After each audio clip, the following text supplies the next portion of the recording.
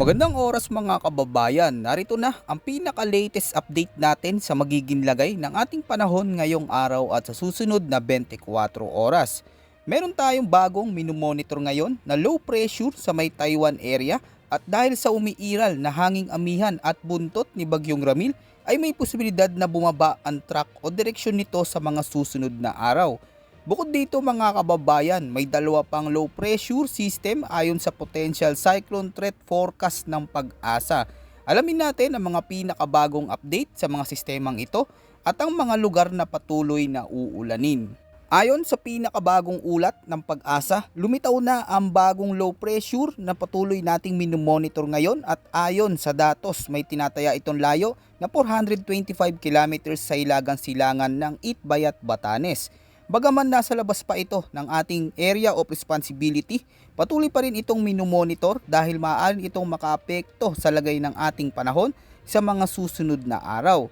Samantala, nanatiling easterlies o mainit na hangin mula sa Pasipiko ang malaking nakakaapekto lalo na sa silangang bahagi ng ating bansa, kaya inaasang magdudulot ito ng maulap na kalangitan na may kasamang mga malalakas na pag-ulan at thunderstorms sa ilang bahagi ng bansa. Kasabay nito, ang severe tropical storm Fengshin na dating tinawag natin na si Ramil ay uling namataan sa layong 905 kilometers sa kanluran ng Hilagan, Luzon.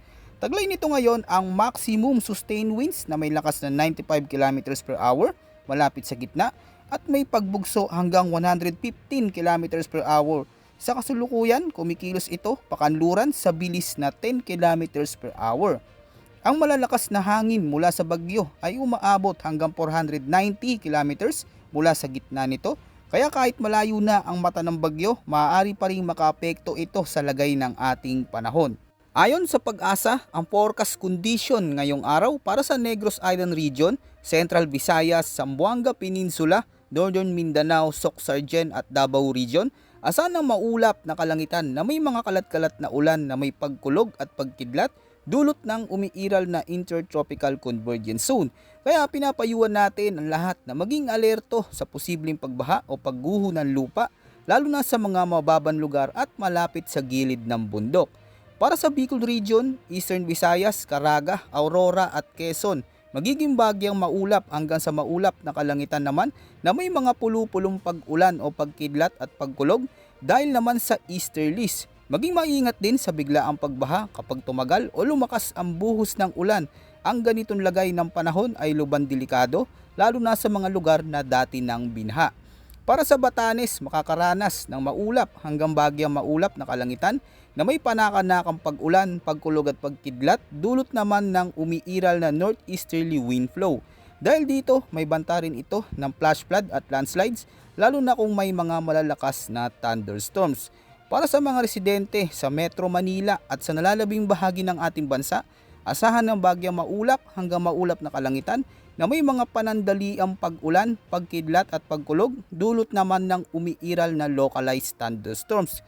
Paalala ng Pag-asa sa publiko, kahit panandalian lamang ang mga pag-ulan, ay may panganib pa rin ito ng mga biglaang pagbaha, lalo na sa mga urban area. Para naman sa lagay ng kondisyon ng hangin at karagatan, sa extreme northern Luzon, iiral ang malalakas na hangin mula hilagang silangan at magaspang na karagatan na maaaring umabot sa 2.8 hanggang 4.2 meters. Paalala sa ating mga mangingisda, mainam na huwag munang pumalaot ang mga maliliit na sasakyang pandagat. Sa Northern Luzon, iiral ang katamtaman hanggang sa malakas na hangin mula silangan hanggang hilagang silangan na may katamtaman hanggang magaspang na karagatan na may taas na 1.2 hanggang 2.5 meters na mga pag-alon. Sa nalalabing bahagi ng bansa, mahina hanggang katamtaman ang ihip ng hangin mula hilaga silangan hanggang timog na may banayad hanggang katamtamang pag-alon. Pinag-iingat natin ang lahat ng ating mga mangingisda na may maliliit na sasakyang pandagat na maging alerto lalo na kung may mga umiiral na thunderstorms habang nasa karagatan.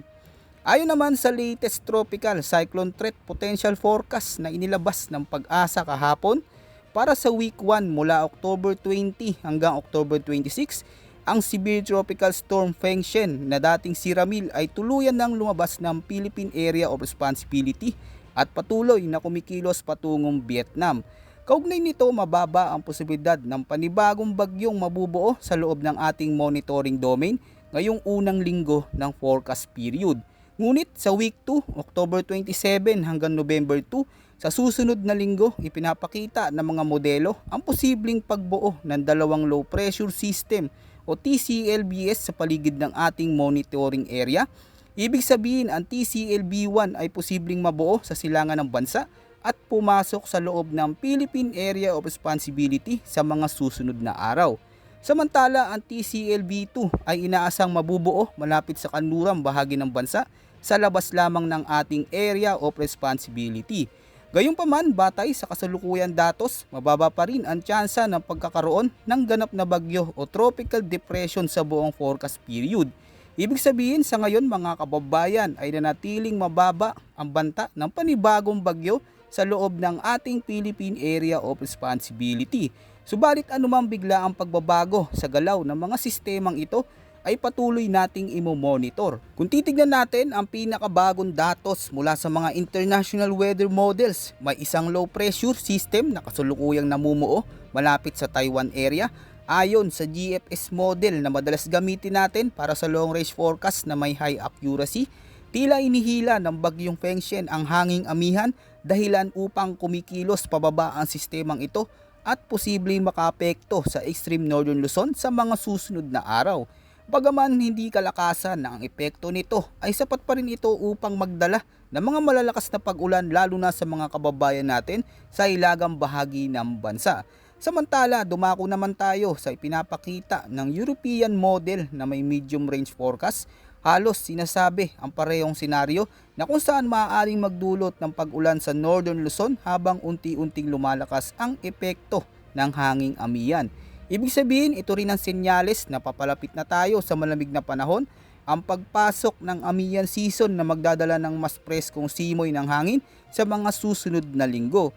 Ngunit huwag tayo makampante mga kababayan dahil ito din ang mga panahon na kung saan ay madalas ang pagpasok o pagbuo ng mga malalakas na bagyo na posibleng dumaan sa ating teritoryo. Sa ikalawang linggo ng forecast, batay sa mga datos ng Pag-asa, dalawang low pressure system ang posibleng mabuo, isa sa kanlurang bahagi at isa naman sa silangan sa labas ng Philippine Area of Responsibility. Inaasahan na ang sistema mula silangan ay papasok sa loob ng PAR, ngunit sa ngayon wala pa itong tiyak na direksyon at galaw. Ito ay dahil sa long range forecast period, kaya tandaan na marami pang posibleng pagbabago sa mga darating na araw. Samantala, ang LPA sa kanluran ay hindi inaasahang tatama sa kalupaan ng bansa, ngunit patuloy pa rin itong babantayan dahil maaaring itong magdala ng indirect effects tulad ng maulap na kalangitan at malalakas na pag-ulan lalo na sa kanlurang bahagi ng Luzon sa mga susunod na araw. At para sa susunod na pinakabagong weather updates natin, manatiling nakamonitor dito sa ating channel. Maraming salamat sa inyong walang sawa at patuloy na pagsuporta mga kababayan. Yan muna ang ating pinaka-latest weather update. Ito po ang inyong weather forecast ng bansa. Maraming salamat po at huwag kalimutang mag-ingat ngayong nakakaranas tayo ng sunod-sunod na pag-ulan.